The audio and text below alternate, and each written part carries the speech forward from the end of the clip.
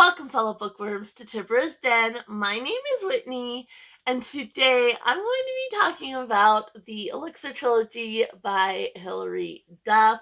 I'm going to start off with non-spoiler thoughts, but in order to really talk about these books, I have to give spoilers. I have lots of thoughts on this trilogy, so I'm going to start off with non-spoiler thoughts, give you guys a general idea about the series, and then I am going to get into spoiler territory. So I will warn you before I do that. So if you don't want spoilers, you can of course jump off. But yeah, we have this trilogy. I was supposed to read it in June, and I read Elixir in June and got partway through Devoted, but I did not get to True, obviously, because I never finished Devoted in June. And I did finish these the first week in July. And so I wanted to talk about these. So basically, in the Elixir trilogy, you have Clea. She's the daughter of a senator and a doctor. Her dad goes missing. He has like different outreach medical places and such. And so he goes down to Brazil to his little outreach program down there, and he goes missing. He's also very into mythology and this thing called the Elixir of Life, so that's tied in there as well. And then you have Clea's best friend Reina. You have Ben, who was hired, and so they've known each other for a few years, but they're very, very close. They know each other really, really well. And so he was hired to go on like because Clea's a photojournalist, and so Ben's like basically goes on these trips with her. Any photojournalist job she gets, he goes with her, but her dad hired him for a different reason. So her mom thinks that he's just there, to help go, kind of chaperone her on these different various trips and such. There's another reason her dad hired him. Reina, she's known from birth. They're very, very close, but mainly in the first two books, you only get a little bit of Reina, and I do wish we had gotten more of her because she kind of lightens up some of like the intensity and such of the books. And so you also have Sage, who is Clea's soulmate. And so basically, in the beginning of the book, Clea doesn't know about Sage, and she's taking pictures on her and Reina's Paris vacation, and she's seeing this guy in the background. So in the start, she's trying to figure out who this guy is, and then it kind of throughout the series transforms, and it's more about the mystery behind this elixir of life, what it is. There's different groups who are after it, and so they're kind of, it's a little bit of an adventure and a little bit thrilling, why they're trying to stay ahead of these groups and things like that. The first book I gave 4 stars. None of them are well written. Like, don't, if you're planning on reading these, don't go in expecting them to be well written. But the first one in particular, I just had a really good time with. I knew it wasn't well written. I went in with lower expectations. I originally saw this series on the channel Kapowski Reads. I'll leave it linked down below. And so listening to her talk about the series, I kind of went in with lower expectations, knowing it's not going to be written well. It's going to be very YA, very angsty, very drama filled. And so the first one, I actually had a good time. I really enjoyed the premise of it around Sage and her and that soulmate connection, and around this elixir of life, and kind of the mystery with that. The second book I ended up giving 3 stars. There was some angst and drama that I just really did not like. But I still found it interesting, as far as these different groups and the elixir, and there's also the addition of Amelia and her mom, father, and grandfather, who are like pure consciousness, which I found really, really interesting. Again, Reina is just kind of there, and then she just gets left behind, and I don't understand that choice for the first two books, whether, she just didn't want to deal with that extra character. But it's like, with as close as Raina is to mainly Clea, but also Ben, like, she should have been part of it. So it was just kind of a weird choice there. And yeah, there was just, like I said, some drama and angst that I did not like. And I'll get into that in my spoiler section of this video. So that one got a 3-star. Then we get to the third book. And I was hoping with the third book, there's a lot of plot holes. Like, the story, again, is not well written, it's not very well developed, and there's several plot holes. So I was like, okay, well, maybe that will wrap up in the third book. The third book kind of goes in a completely different direction. You're no longer really dealing with the elixir. Like, it kind of, that part gets wrapped up in book 2, so it could almost have been a duology, not a trilogy. And this one did kind of feel like that. Like, oh, I need a third book, so this is what we're going to do. And the second book does set up, like, it kind of ends on a cliffhanger, and it does set up. The choice made at the end of the second book, it really felt it was just done for drama's sake, and the whole third book kind of revolves around that, and I did not like it. The characters and their connections kind of get weakened. And there was moments, like, things that were interesting, but I did not like it. Was just felt like it was just done because they needed a third book, and they were just putting as much drama into it as possible. And so I did not like the third book. I ended up giving it 2 stars. There were moments that I was like, oh, that's kind of interesting, but for the most part, did not like. It was still easy to read, it was still fun, but it just was frustrating in it, the way it wrapped things up. I didn't like. I did not like that it never addressed those plot holes or anything like that. So that got 2 stars. So I say overall, the series as a whole is probably sitting around 3 stars, because I did enjoy the first 2 books, the premise of it and everything like that. The third book was a letdown, so that's kind of where I'm at. But it was a fun, like, if you go in with lower expectation and just expecting to have a good time, it was fun. And I did have a good time overall. So that's kind of where I'm at. I love gas station hamburgers. Like, I objectively know they're not good, but it just hit something in me, and so I like the little microwavable gas station hamburgers, and that's kind of what this series was for me. It's not good. Objectively, I know it's not good, but I still liked it, And so that's kind of where I'm at. I am going to get into spoiler territory now, so if you're going to hop off this video, I just ask if you'll leave a comment down below just to help support the channel. You can leave a rabbit or any type of animal emoji, but I am going to get into spoilers. So if you don't want to be spoiled, go ahead and jump off. If you don't mind being spoiled and you just want to listen to me rant and get more in depth on the series, then keep on watching. Excuse the dogs if you can hear them barking. But yeah, so let's go ahead and get into spoiler territory. Okay, so first up, we're just gonna go book by book. So first up, we have Elixir. So, like I said, Clea is the daughter of a senator, so pretty well known, and then her dad's a father. Her dad's a father. Of course, he's a father. Her dad is a doctor. My brain this morning. Woo. Anyway, her dad's a doctor, and he's very interested in mythology. And so we learn at a certain point that Ben was actually hired by her dad because he's very into mythology, and there's this thing with Clea that he's worried about, and so he hires Ben to kind of keep an eye on her, and if anything like weird starts happening, like, he's there and he'll know about that. So she takes photos. Her and Reina are in Paris on vacation, and she takes photos because she's a photojournalist, and she sees this man in the background of her photos, and she's like, that's weird. And so she starts looking, and she's seeing him in multiple backgrounds, and she's like, okay, like, is he stalking us? Like, what's going on here?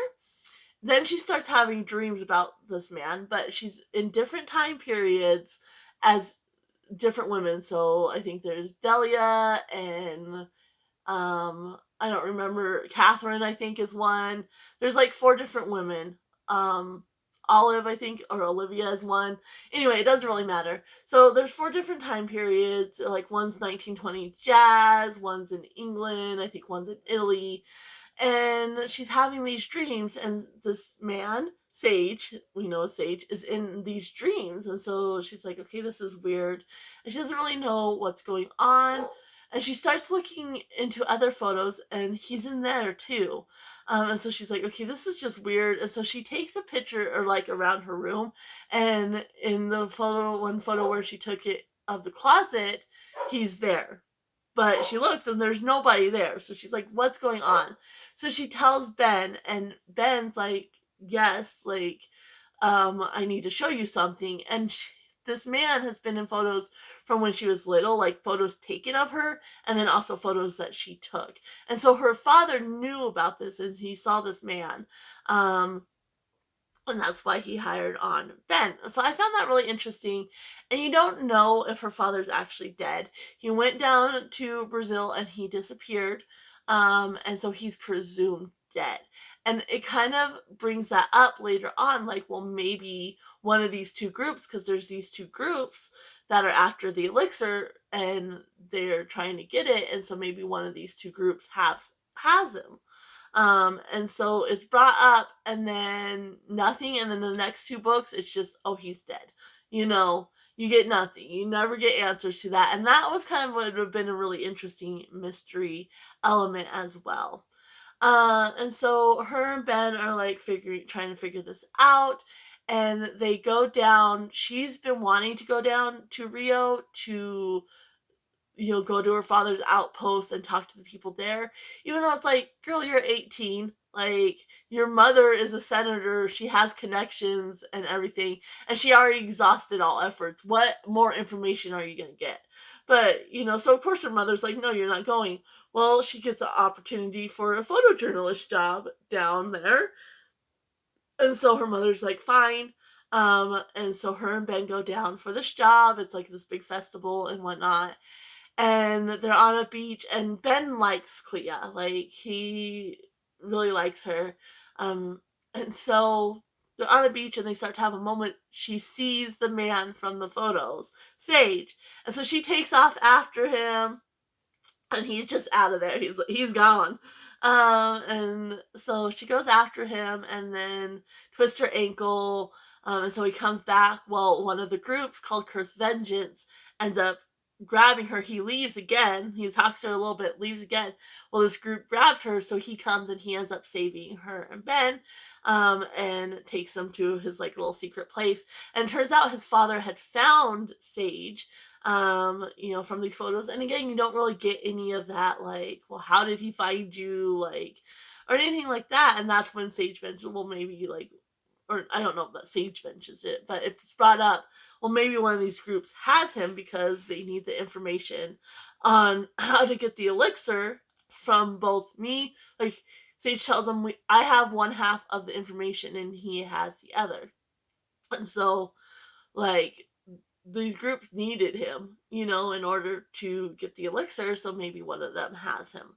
And that's when she sees Sage is an artist, and she sees in his house like all these portraits of her as these different women. And in her dreams, like, she didn't notice that she looks a little different. Yes, she has different names, but she looks a little different too. But in the portrait, she sees that, but there's that familiarity there as well. And so that's when she kind of learns, like, they're soulmates. And it's very insta love, but if it had been better developed, it would have made perfect sense for that insta love, because they have had these past lives together. Well, Sage, in the first life that they had together, Sage was part of this group called the Savers, and they had the elixir. Ben is actually tied into this as well because he is like in each reincarnation of Clea's life. He's reincarnated as well. Sage is immortal, so he's just been living this whole time. And then Clea and Ben are getting reincarnated. And in the first life, Sage was part of the Saviors, and they had the elixir. Ben was a good buddy of his, and he ends up telling some of these people about the elixir, um, and they decide they're gonna go. And so they go and they off all the saviors. Sage is actually still alive, and so they end up, well, let's see if this elixir really works, and gives it to Sage, and then kind of tortures him a little bit and whatnot to test the bounds of this elixir because it heals you and gives you immortality. And so because of that, they're cursed. And so their ancestors are this group called the Cursed Vengeance. And they're after the elixir to try to break this curse. Never explains that either. Like, who cursed them? like they gave the elixir to Sage. Did Sage curse them? No. And so who cursed them? Like, how are they cursed? How did this curse come about? Never explains that. They're just cursed because their ancestors gave the elixir to Sage. That's all you need to know. The saviors are after it because, that was originally, they had the elixir they were protecting and such. So they're after it as well. So you have these two groups who are after them. Well, they need to learn more about their soul connection, and in each life, Ben somehow betrays them, and Clea ends up dying very, like, brutally and young and tragic. So they go to Japan and they leave Reina behind because it's too dangerous. They go to Japan and they find this old woman. They found, like, clues in her father's notes, and that might be how her father knew, because basically her father found Sage. Sorry, I'm kind of going back and forth, but I'm remembering things as I'm talking about it. So basically, her father found Sage and was like, you're a danger to my daughter. Like, every life she lives, she dies tragically. Like, you need to off yourself, um, and free your soul so you guys aren't tethered together, and this same tragic death doesn't keep. It's not the same death, like, there's different deaths, but every time, like, it doesn't end in the same way every time. Like, you need to stop it, like, because she dies every time and you just go on living. Like, you need to stop it. And there's this dagger, and he has to use this dagger specifically at midnight, and it will free his soul, but his soul will wander and be destroyed over time. And so they find clues, and that leads them to this really old woman named Magda. And I'm assuming Magda is how her father knew about Clea dying these tragic deaths, because otherwise, how did he know? So I'm assuming that, but never really gets explained. Again, not very well developed. So you find Magna, and Magna is immortal because of this pendant that she has.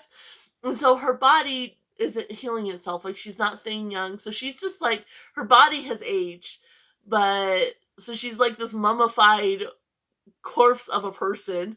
And she's like, so she gives them flashbacks to the different lives, and that's how they learn about Ben. Like, oh, he's part of this too. Because they didn't really realize that. Like, they never made that connection until Magda shows them these past lives.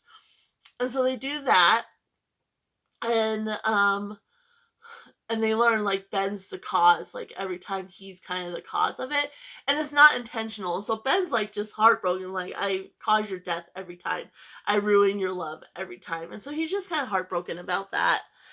And so all of a sudden, like,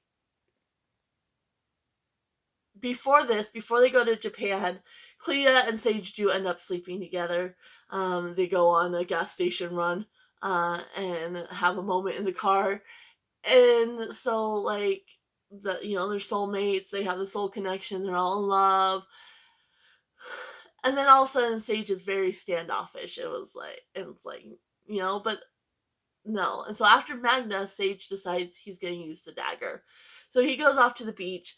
Clea's like, I don't know how to save him. So there's a message board from the saviors. Like, when they were doing their research, they found this message board. So she ends up sending a message to the saviors telling them where Sage is. So it ends with Sage about to off himself with this dagger, but he has to wait till midnight. And then Ben and Clea are there. Well, here comes the saviors. Like Clea runs off and tells Ben to stay there. Runs, grabs Sage and's like, do this, don't do it. Well, then they hear the saviors coming, so they run and hide. Well, here comes Ben because he hears gunshots. And so here he comes. The saviors grab him, and then Sage trades himself for them to release Ben. Clea gets shot in, during all this and everything like that. So that's kind of where it ends. And then we move on to the second book. But before we get there, let's just talk about this. So like I said, all those little things, like I found it really interesting. Even though the writing wasn't great, like I found it really, really interesting. I liked how close Clea and Ben were, and the connection with Raina as well. The whole thing with Sage, like I said, if it had been better developed, the insta love aspect would have made perfect sense because they've had these lives together and they are soulmates. Like that would have made perfect sense. It just wasn't very well developed, and it was just kind of like boom, boom, boom, like distrustful. Like I don't know who you are. Like who are you? Like why are you in my pictures? Like what's going on? To, oh, we're soulmates, we're in love, sleeping together, and they're all happy, to Sage is standoffish and is gonna off himself to save Clea. Like just boom, boom, boom. And it's like, why was he not gonna do that before like they ran into each other? Like maybe he thought like, oh, if I never meet her, it'll be fine. Like I don't know. And again, you never get explained how Clea's dad knew about all this. Um and so yeah, and then you get the explanation more with Magda. And so really you don't really have the saviors in this one, but you have Curse, other than when they come and grab Sage. But you do have Curse Vengeance, and like they're the big bad and everything like that. And it's just kind of really interesting. And I really love the premise of it. Like, even though the writing wasn't good, the biggest problem I had with it was kind of insta love and Raina kind of being left behind. But the dramatics, like, yeah, Sage and his whole deal was a bit dramatic at the end, but really there wasn't that angst. Like, I thought there was strong connections between the characters. The relationships really made sense. I really enjoyed the relationship between the characters. I thought the premise was good, and then the action was fast paced and fun. So, like I said, I gave this 4 stars. Was it well written? No, not well developed. And then there are some, little potholes, but it's the first book in a series. There's still a chance to redeem itself. So 4 stars for this one. Then we get into Devoted, which is the second book. And in this one, the first half is Ben and Clea going back and forth, hating each other, basically. Clea blames Ben for Sage getting taken. It's like, you ruined our lives again. Like, you do this every time, and you did it again. And it's like she makes it sound like Ben ran in intentionally, knowing like if he ran in, the saviors were gonna grab him. He ran in because there was gunfire. Like that's why he ran in. But no, Clea acts like, and she's like, I just can't see you right now. Like leave me alone. Like he's trying to mend. Well, so he does leave her alone. He's like, okay. And he kind of moves on. He, learning about his role in the past lives and his love triangle. He's like, you know what? Fine. And so, because Clea got shot, her mom's at home more now instead of in DC. Um, and just travels when she absolutely needs to, but otherwise is working from home. So you have a lot of her mom's work people at the house and such, and one of those is her mom's assistant named Suzanne. So Ben's now dating Suzanne. He decides he's going to get buff. So, because he's kind of a nerdy, more scholarly type. And so he starts working out, and then it's him and Suzanne. And then he's like hot and cold towards Clea. It's like, why are you mad at her? Because she told you to leave her alone? Like yeah, she was upset, like, and yeah, she was unjustly upset with you. Like I could understand her being upset about Sage being taken and kind of blaming Ben a little bit, but the way she acted like he did it intentionally was kind of what got to me. And so they just go back and forth through the whole first half of the book. But Clea's trying to find Sage, and so like she keeps asking for his help and such. Well, you have this other family now, which is Amelia. She's 7. You have her mom, Petra, and then her dad and her grandfather, who I don't think we ever got names for. And Petra is trying to like mess with Clea and Sage's mind. So Sage is with the Saviors, and Petra, this family is pure consciousness. They took the elixir like 2,500 years ago. They're ancient, and over time, their body just kind of wore down, essentially. And she kind of explains it. She uses I forget which book it is, but I think it's the second book in the Wrinkle of Time series by Madeleine Lingle, where Charles Wallace is very sick and his mitochondria. And she uses that, and it even says it right in the book, when she's explaining it. And so their mitochondria are not on the same vibration as the rest of humanity because of them taking this elixir. So even though their bodies were fine for a long time because of the healing aspects of the elixir, eventually their mitochondria wore out because they're not on the same vibrations as the rest of humanity. So their whole thing is that they need to get the elixir out of Sage because he's just one person and give it to multiple people so that way their vibrations will help heal the mitochondria in their bodies, basically, is the whole premise, which, okay. Anyway, a little bit wonky there. It needs more development to make sense, but so they try again. You have the dagger, it has to be done at midnight. Well, now it not only has to be done at midnight, there's this whole ritual that needs to be done. And it has to be a full moon. And that's the only way to sever Sage's soul. And then they need like a bowl of pure silver to catch his blood, and then his blood will revert to the elixir, and then they can all drink it and whatnot. So you have Petra, and they initially tried to do it on a full moon, but the dagger glowed red, and so the grandfather was like, "Stop! You can't do it. Like he's still tied somehow." And it's because of his soul connection to Clea. And so they need one of them to forsake that connection, basically. And so Petra, the Saviors hire Lila, who is meant to take care of Sage, like after they torture him and such, and make Sage fall in love with her. And so Petra is able to project her consciousness, so she's there with Sage and then show Clea these scenes when Clea is asleep. And so Clea sees Sage and this woman, and like initially Sage looks horrible, like he's being abused and tortured. And then you see him start to look healthier, and you're seeing these interactions with Lila. And Petra's like showing Clea, and Clea's like, no, like he's my soulmate. And Sage, like, tells Lila, like, I really like you, but she's my soulmate. Like, she's it for me. And so that whole thing, like, Sage and Lila end up, in romantic relationships, and Clea sees that.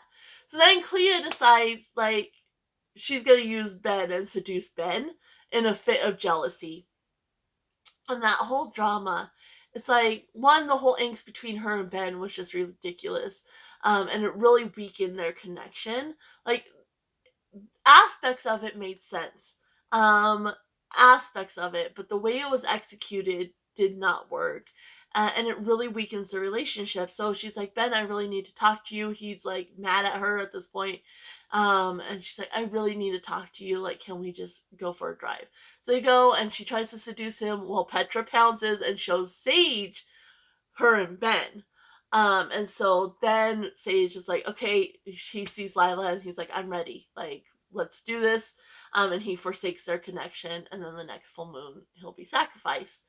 And just the way it was executed, like I said, didn't really work. I wish she had focused more on Sage just being tortured and like them trying to convince him to sever the soul connection in order to protect Clea, because that was the whole point at the end of book 1, was that he was going to off himself to protect Clea. And so it's like, I wish they had leaned into that and not like this weird love Square situation and the jealousy and the drama, because that just, it's petty and it really weakened. Like, they're supposed to be soulmates. Like, they're supposed to have this really strong connection, and they've seen each other through all these lives. And it kind of explains a little bit on stage parts because he's been given this drug that makes him open to influence, essentially. But it's still like they're supposed to have this really strong connection, and then you're having them cheat on each other and such. And I really wish the author Hilary Duff had not gone that route. Like, it just it just really weakened what they had for me, and it was really hard to get behind them. And then Ben's like, no, we're not doing this. He calls Suzanne, and then him and Suzanne end up breaking up, essentially.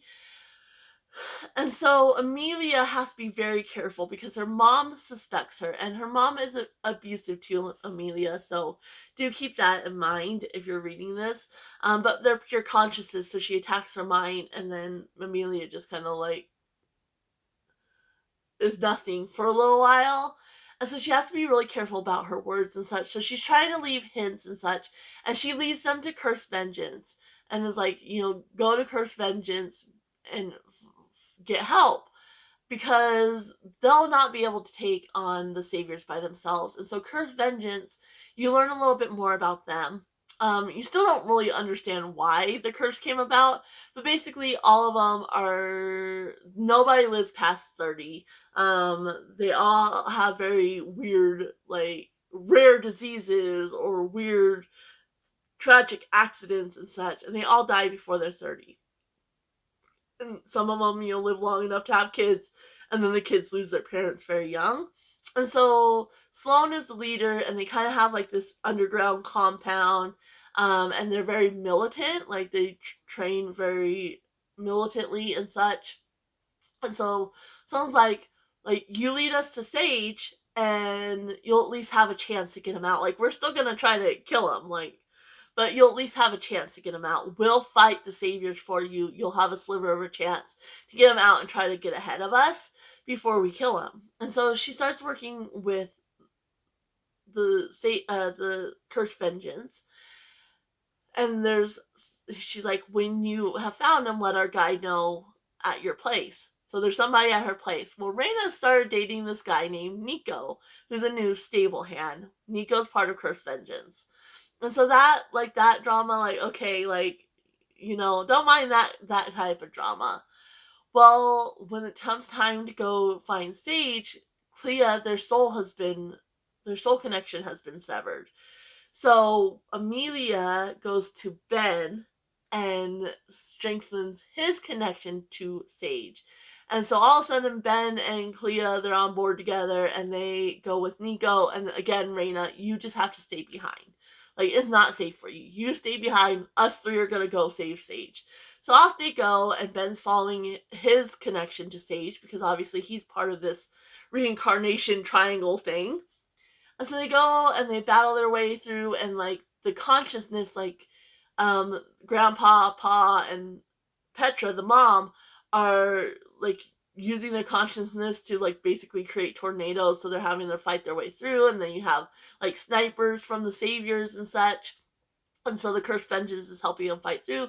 They get through. Sage is on the altar, and they're battling. Well, Nico gets a chance. He grabs the dagger, and it's like 30 seconds into midnight. Like, you only have 30 seconds left. You're gonna have to do this.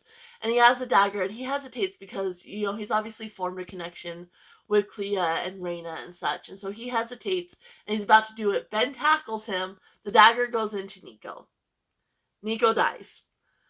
Well, Sloane sees her opportunity, grabs the dagger, does plunge it into Sage in time, and collects the blood in the bowl, so it turns it back into the elixir. Well, Amelia comes back kind of at some time during this point and just kind of goes off the rails. She manages to knock the bowl out, and so it spills back into Earth as blood. And that's kind of a plot hole as well, because Amelia and her family originally, when they drank it, it was from a puddle in the earth. Like a dead bird had fallen into the puddle, and the grandfather, it sees it, it's dead, and it comes back to life. And so he's like, well, what is this mysterious liquid? And takes it, and he's trying to study it, and then Amelia ends up drinking it. So the whole family goes back to this puddle and drinks it dry, essentially. And so it's like, well, if it originally came from the earth, like, is it gonna turn back? Like, yeah, it turned back into blood once it wasn't in the pure silver bowl, but is it gonna go back to the elixir at some point? Is it just like, how does this work? You know, that doesn't get developed or answered. Well, Sage's soul, because Nico, there's a fresh body there. Sage's soul ends up going into Nico's body. It heals the wound, and he rises. But he no longer has the elixir in his blood. Something with the soul going into the body is what healed the wound, and that's where it ends. And I'm just like, you know where it's going. Sage is now in Nico's body. It's gonna cause issues between her and Reina. Like, what the heck? And it never really wraps up. Like, I don't know if Amelia destroyed her family and herself, um, like, because she just kind of goes on the attack, so probably, but like when she kind of gets attacked, like she just goes off into nothingness for a while and she comes back. So are they coming back? Like, what's the deal there? You don't really know, like, who survives from the Saviors and Cursed Vengeance. Like, none of that gets answered. So that is the second book, and the whole first half with her and Ben and the angst and the back and forth and the hate. Like I said, it just kind of weakened the relationship there. And then the whole cheating and jealousy between her and Sage. Like, again, it just weakens. And the same story could have been told without that pettiness and that jealousy and that drama and that angst back and forth and such. Like, I just really wish the author hadn't gone that route. Because again, the premise and the overall story and the plot I found really interesting and really engaging. And again, why is Reina getting left behind? Like, she's supposed to have such good connections to you guys. So that's that one. Gave it 3 stars because I still like the overall premise. I liked Amelia and her family. I thought that was kind of interesting, like consciousness and whatnot. But it was just frustrating with all the drama between the characters, and I did not like that. The second half kind of got better. So that brings us to the third book, and that is True. So this one, like I said, I gave it this one 2 stars. I did not like it. So 4, 3, 2. It just kind of went downhill. So in this one, obviously, Sage is now in Nico's body. We learn that he gets sick, so he runs down this embankment to go vomit because he doesn't want Clea to see. His body's like struggling. And he runs down this embankment and goes to vomit, and Ben's like, he's been sick like this whole time because Clea passed out. So she's been passed out for a little while. He's like, no, he's been getting sick. I've had to pull over so he could go vomit, but he just doesn't want you to see. So let's just wait. Well, they hear him scream, so they go running down. He had fallen on a broken bottle and cut himself up. Well, he's thinking he's gonna heal because he's had 500 years where he's healed. And he's not healing, so it's like, no. So they go to the hospital, get him all treated, and then head back home. Well, Clea's like, drop me off so I can talk to Reina. Don't let her see, Nico / Sage, because I need to talk to her first. So she goes and she's like, Reina, like, Nico died. But Reina just gets pissed, like, just pissed, and Cleo's not able to tell her fully what happened with the soul swap, Sage's soul walking into Nico's body, whatever. Cleo's just like, Reina's like, of course you get your guy and I don't get mine. And you can understand, like, how she'd be upset. But she, like, fully blames Clea for Nico's death. And so that whole first half of the book is that drama. They're not talking. Reina refuses to see to her. And Sage is still struggling in his body.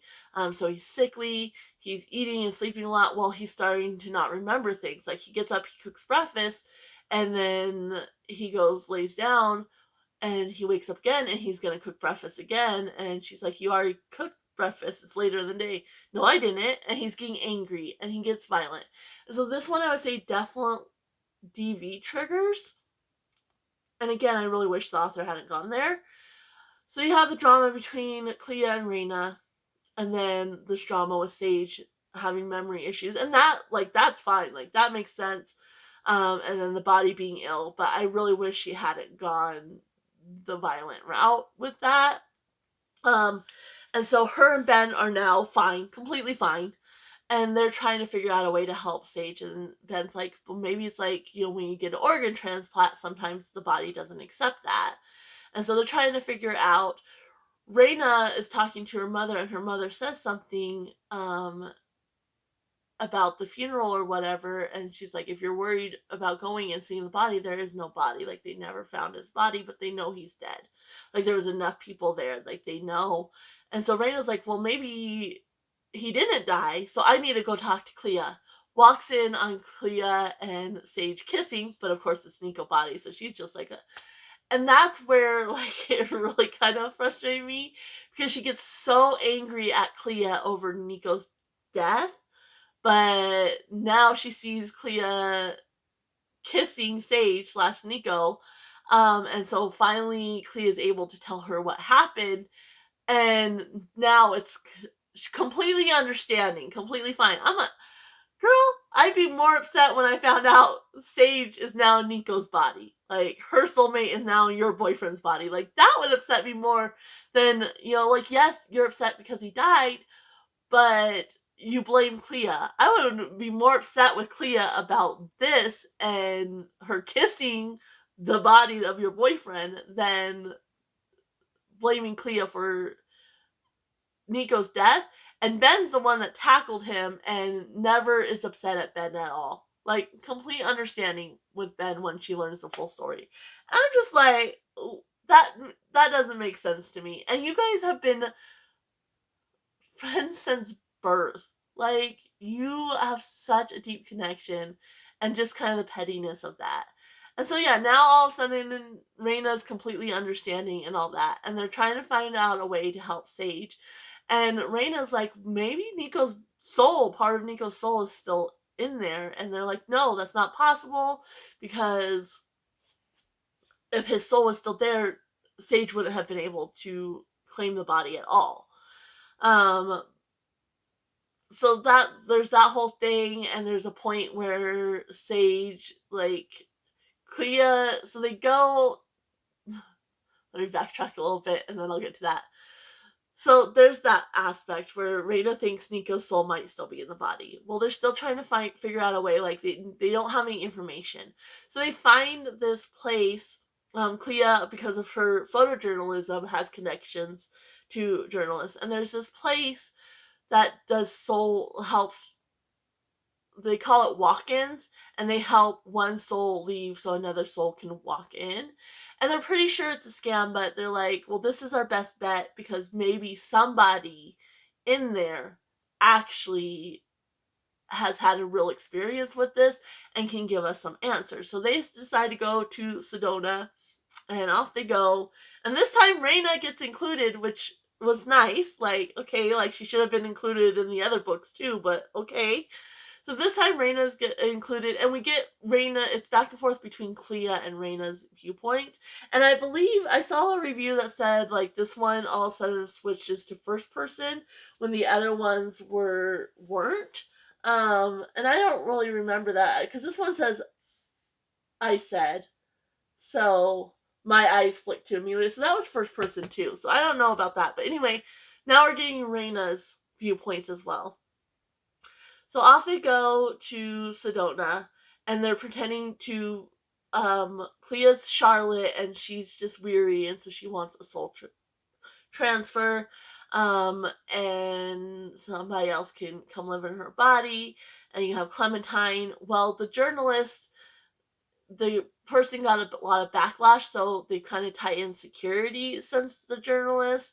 And so, like, they all go, they're all able to drop her off, but then they're like, you can't stay for this, like you gotta go. And so they're like freaking out, like, 'cause they have to leave Clea here. And Clea's like, I'll be fine, like just go ahead and go, I'll talk to you tomorrow or whatever. um and so like they like, she'll be able to call you and talk to you.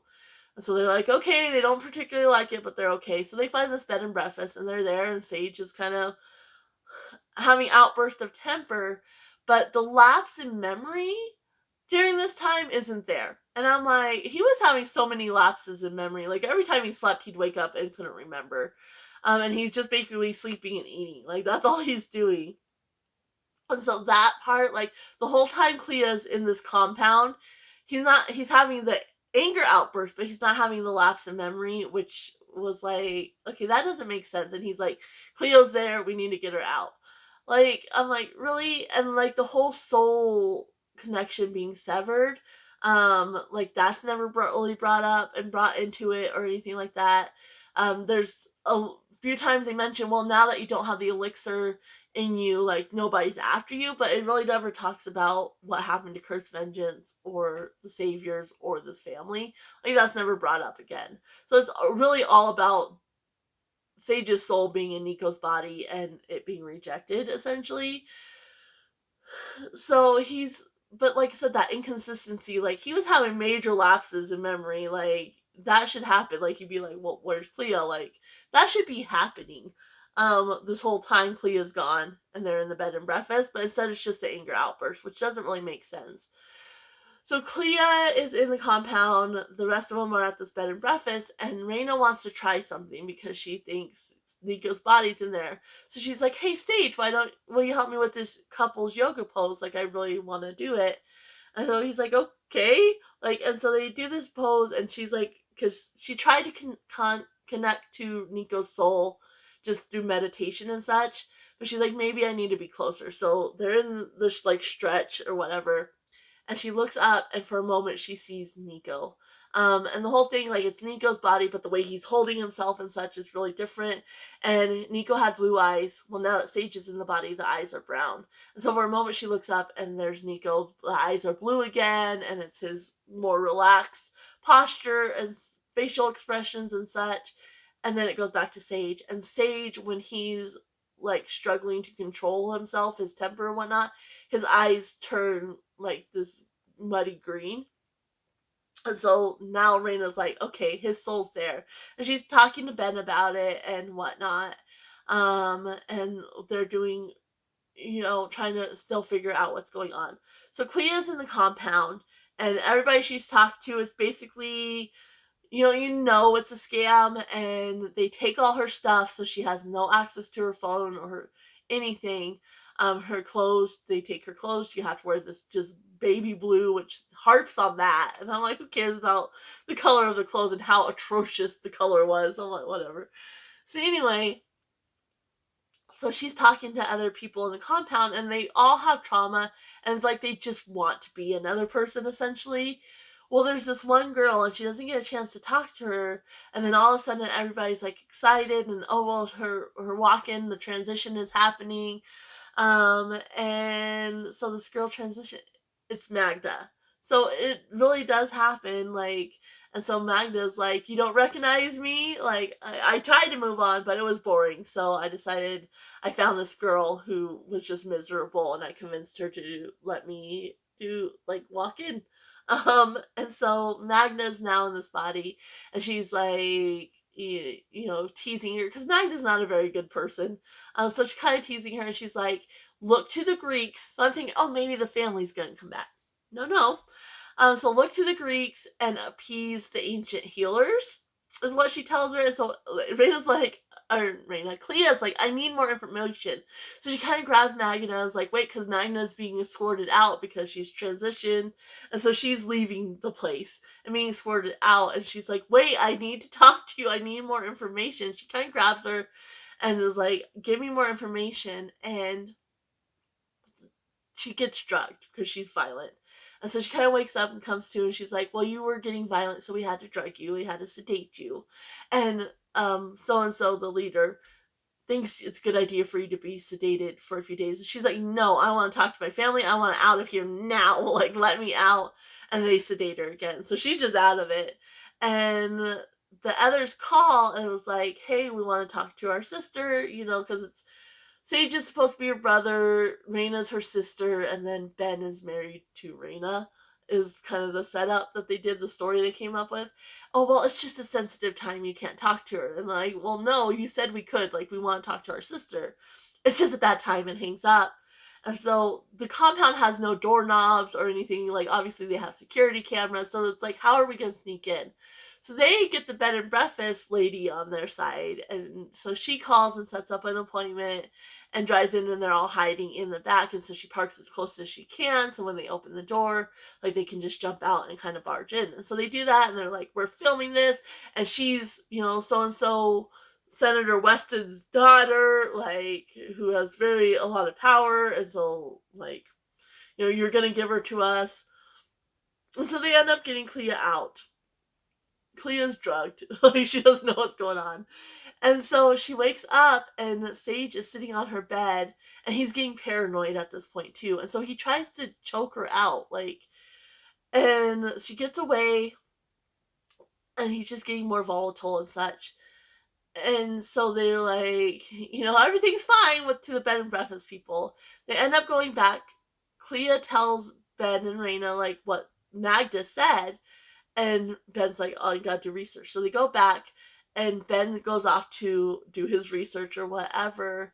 And Sage kind of comes back and he's like, like, I don't want to hurt you. Like, you need to do something or whatnot. And she refuses to leave him alone because she doesn't want him to off himself. And so she's like, nope, like, I'm staying with you. So she gives him Vicodin to kind of knock him out. And he's just getting, like, you can see him struggling. The eyes are getting muddy. And he's just trying to maintain control. And so she gives him Vicodin to knock him out. Ben comes back. He figured out what. And he kind of talks to Raina. And their whole thing is they want to release both Sage and Nico's soul. So Nico's soul's not trapped and can be released. And freed, and Sage, they want to free Sage's soul as well. And so he figured out what it meant, and there's like these 5 goddesses, and you have to have those different rocks and such.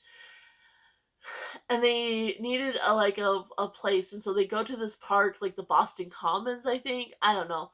And apparently there was, like, 2,000 years ago, there was this tree, and people who worship the Greek gods were hung from this tree, and so that's their connection. And so they put Sage there, and they draw the pentagram, and they place the rocks.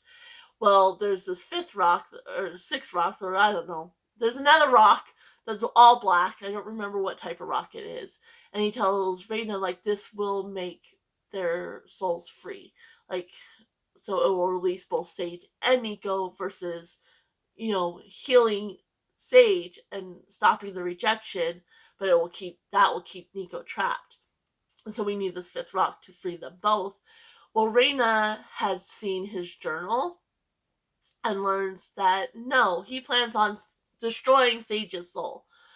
And the whole thing was like, he's tied into this triangle and he has a connection too, but he was never intentional about his sabotage and such. Like, it was always an accident. And now all of a sudden he's intentionally the villain, and I hated that. I hated that. I can understand, like, the original, like, oh, we're freeing them, and just kind of being misguided. But no, he intentionally turns the villain. So Sage starts screaming, and, like, Clea's like, what are you doing? And the rocks are connecting with light, and the connection is going to the black rock. And Raina, because she knows, like, no, he's trying to destroy Sage, she goes and she tackles him. And is able to throw the black rock out, and so it finishes making the connection just with the other colored rocks. And while she's in there, she sees Nico, and Nico's moves on. He's happy, he's free, he moves on. And she's just like, one day we'll be together. And so then Sage heals and all is fine. And then you do get a little epilogue, and it's, Reina took a gap year, so she's off in Paris. She's dating somebody. And then Sage and Clea have this brownstone. She's going to college. Her mother pulled some strings so she didn't have to live on campus, so she could live with Sage. And they do Reina's coming to visit, and she's like, she still talks to Ben, and Clea's mom still talks to Ben. So you get a little information, and Ben's off, I think, in California teaching or something. I don't know. And he's sad. He wants to be, he misses Sage and Clea, both of them. He misses them. And Cleo's like, no, he's ruined our lives too many times. Like, he's just not in it anymore. And, which understandable, he did try to sabotage, but that part, like I said, all the rest of the time, it seems like Ben is a generally good guy. He just, he makes these misguided decisions, and that leads to their relationship being sabotaged or whatever. But it was never intentional, and then all of a sudden he's the villain. And he's supposed to have this connection too. And it's just really frustrating to me. And so, yeah, a lot of things didn't really get fully developed or wrapped up.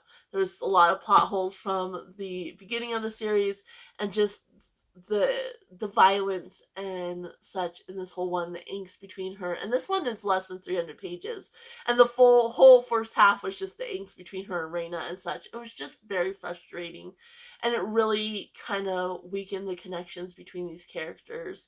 And the violence with Sage, like that, just, I wish it hadn't gone there, and it was really hard to get behind them and such. So that is the Elixir Trilogy.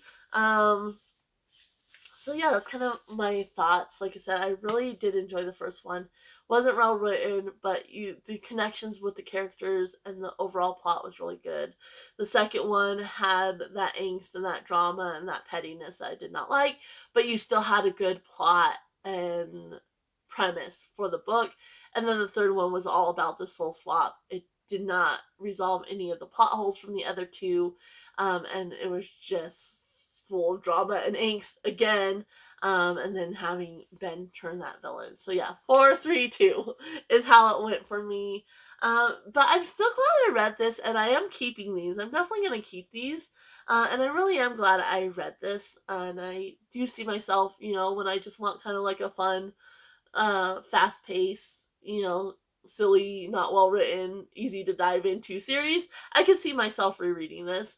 And I do think it would be interesting now that I know how it wraps up, reading it and seeing, like, obviously I didn't like how things went, but seeing now that I know,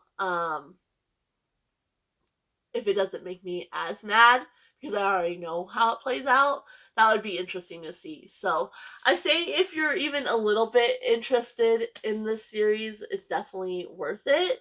Um, but don't go in with high expectations at all. Just go in looking for a fun, fast time.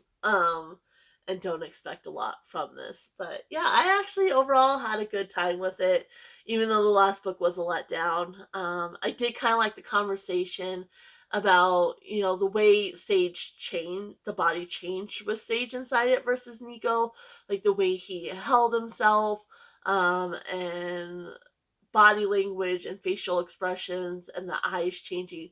I really found that part kind of interesting. And the compound, like with this scammer dude, that part was actually fun. Like it was interesting to read. Um, but yeah, the rest of it was a bummer. I wish it had ended a bit stronger, but I still had a fun time with this series, and it was definitely worth it for me. So, I'm glad I read these. I'm glad, I came across Kowalski reads talking about them and was able to pick them up secondhand and read them finally. So those are my thoughts. I would love to know if you're interested in reading these. If you knew she had written a book series, because I definitely did not have a clue. It may be a book that you know is not good, but you enjoy anyway. I would love to know that down in the comments below. You just want to let me know you're here and you're helping to support the channel by commenting. You can always leave a rabbit or any type of animal emoji. I'm going to go ahead and leave you guys here. Happy reading, everyone. Bye.